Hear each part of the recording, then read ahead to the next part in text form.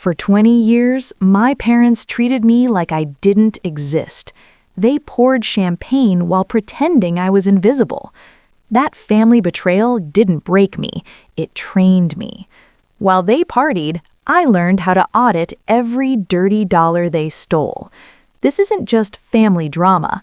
This is a revenge story where justice comes with federal warrants. For 20 years, I was just a shadow in my parents' mansion, watching them pour champagne while ignoring my existence. They thought I was weak, but while they were partying, I was studying how to audit every dirty penny they stole.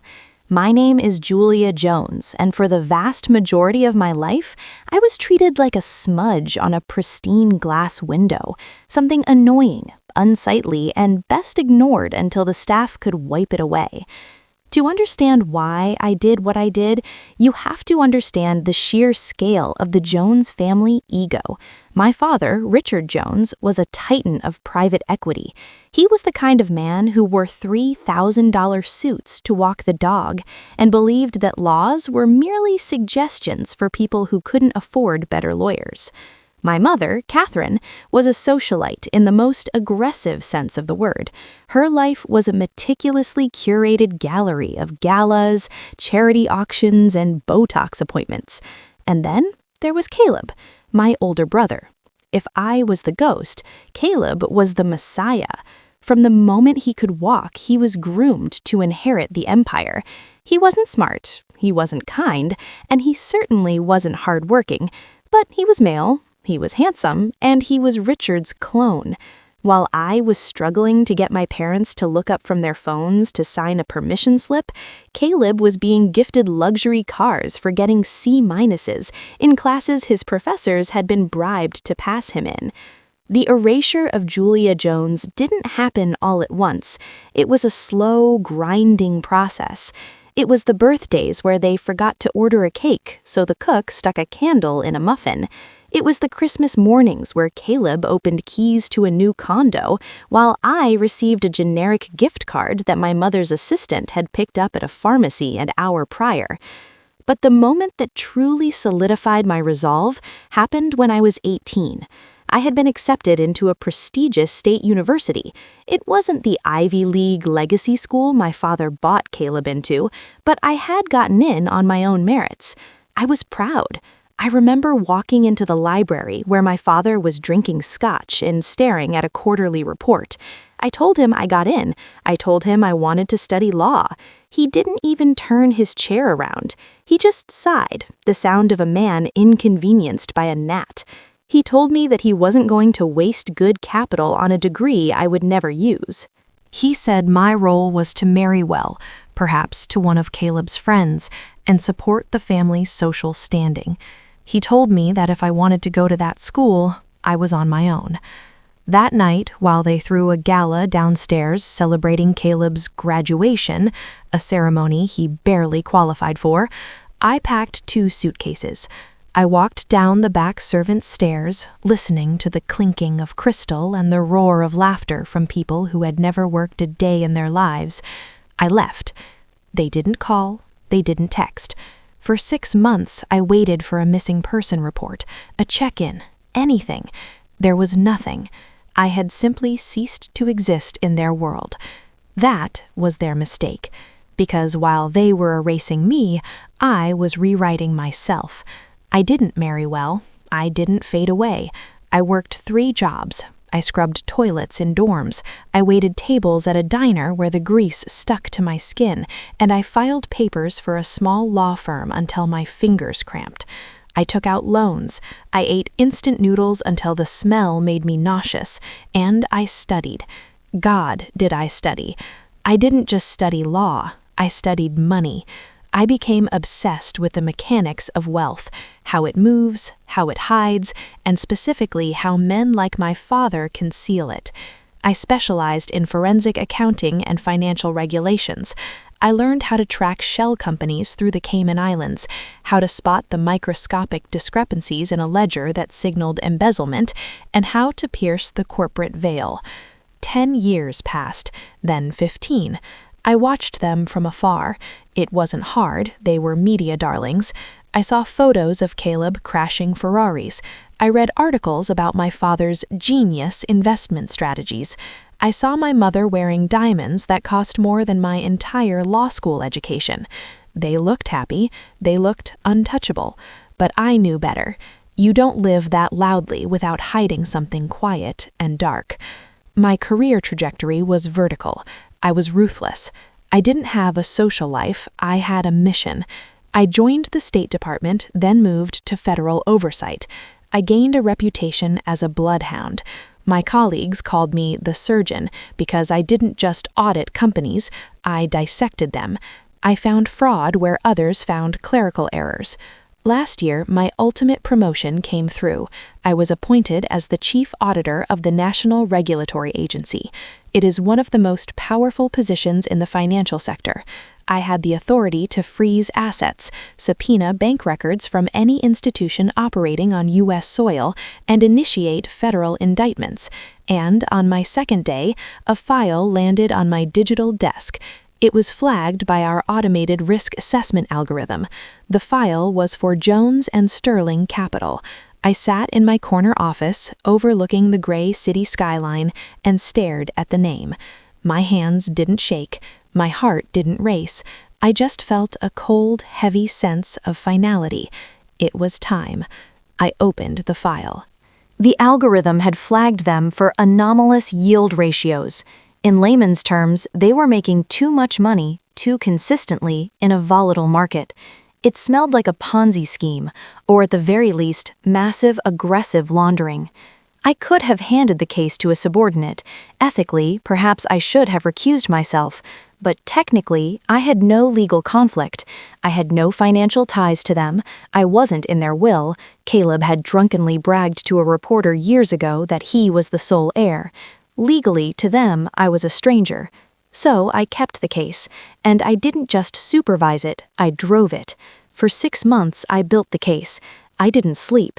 I traced wire transfers that routed through shell companies in Panama, Malta, and Zurich. I found the dummy corporations set up in the names of their housekeepers and gardeners, people who had no idea they owned million-dollar consulting firms. I found the hole in the bucket. My father wasn't an investment genius. He was a thief. He had been siphoning money from pension funds, teachers, firefighters, municipal workers, and using it to pay off early investors while skimming 20% off the top to fund their lifestyle. And Caleb? Caleb was worse. He was listed as a strategic consultant, drawing a salary of $4 million a year, which he was using to pay off illegal gambling debts and silence women he had harassed. The evidence was undeniable.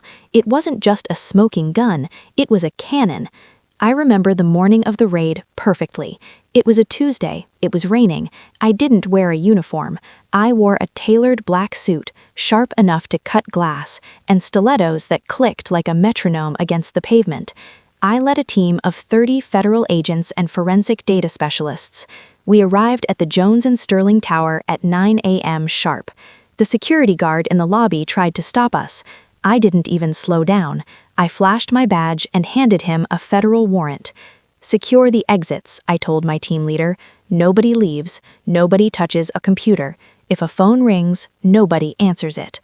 We swept up the elevators. The doors opened on the 40th floor, the executive suite. It smelled of expensive leather and fear.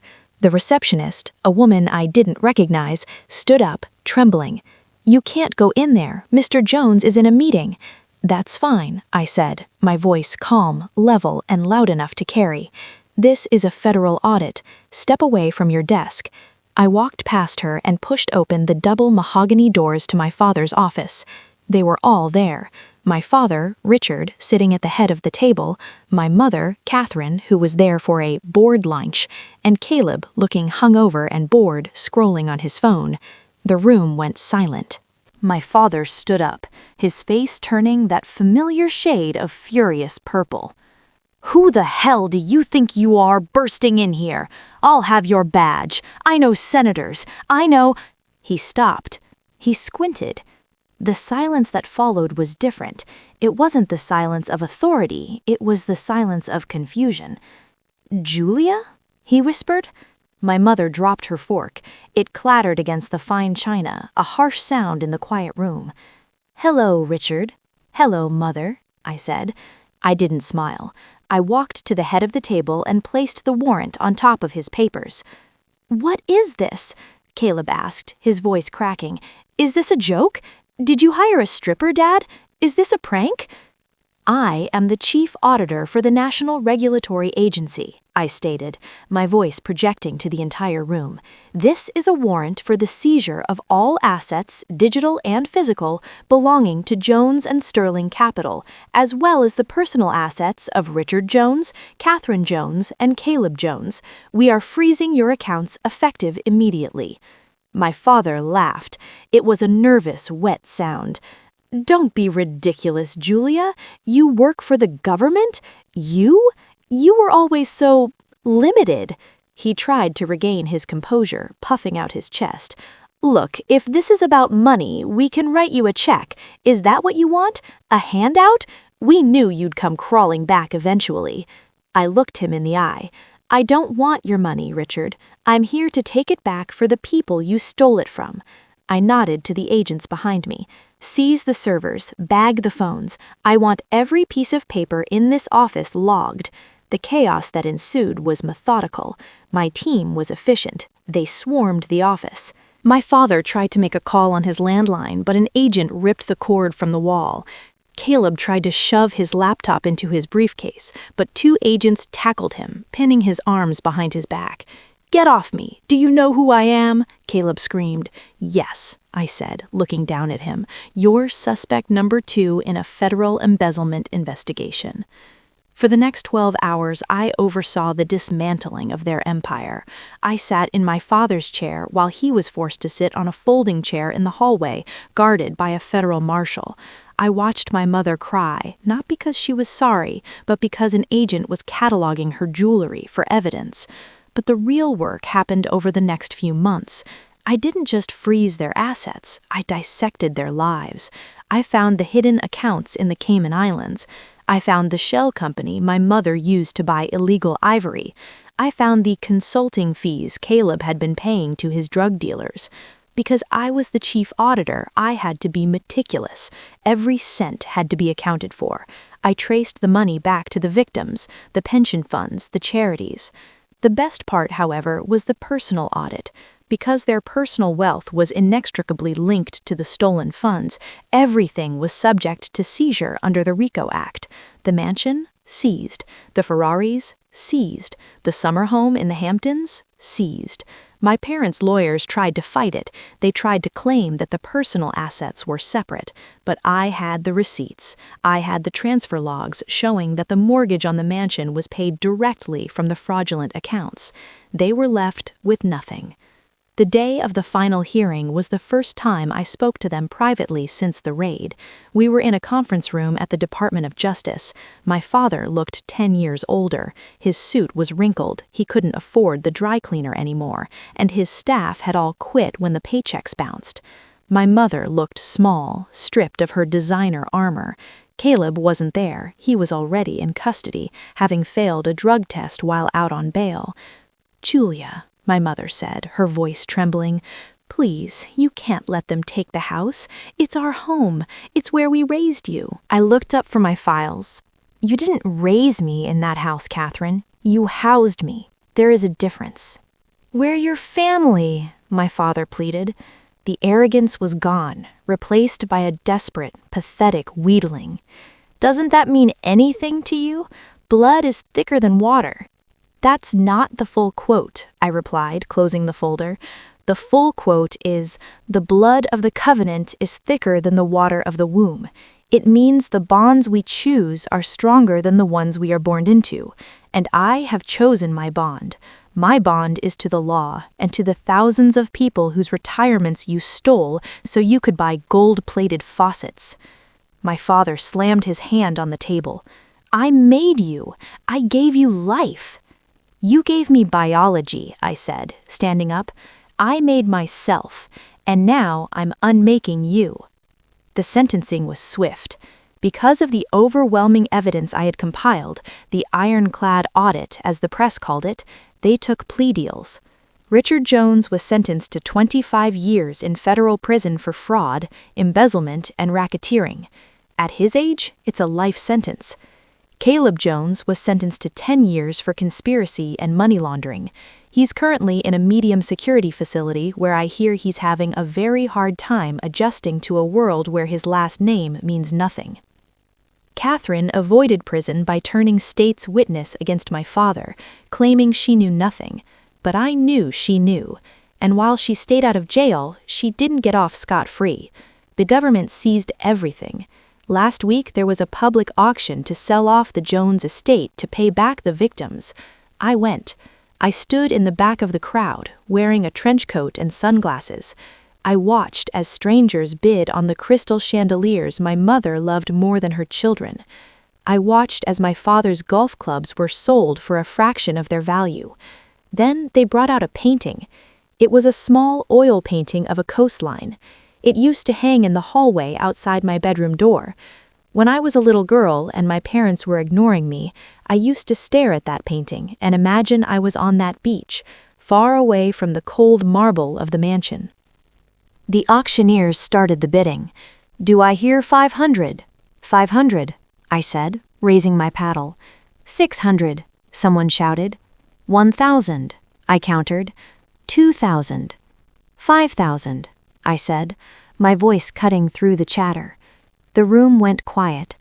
Nobody was going to pay $5,000 for a minor landscape painting. Sold, to the lady in the back. I walked up to the counter, wrote a personal check, and took the painting. As I was leaving, I saw my mother. She was standing near the exit, watching the auction. She looked old. She was wearing a coat from Target and holding a bus pass. She saw me holding the painting. Her eyes widened. She took a step toward me. "Julia?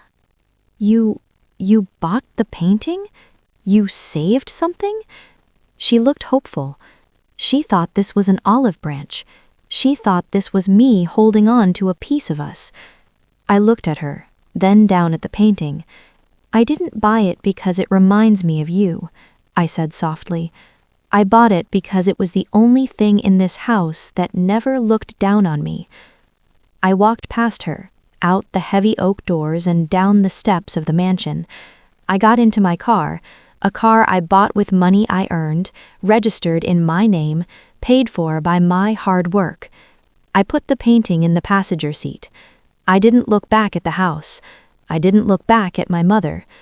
I started the engine and drove away. They spent 20 years treating me like I was invisible.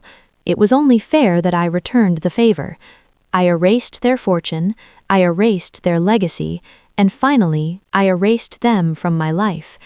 And let me tell you, the view from here is crystal clear.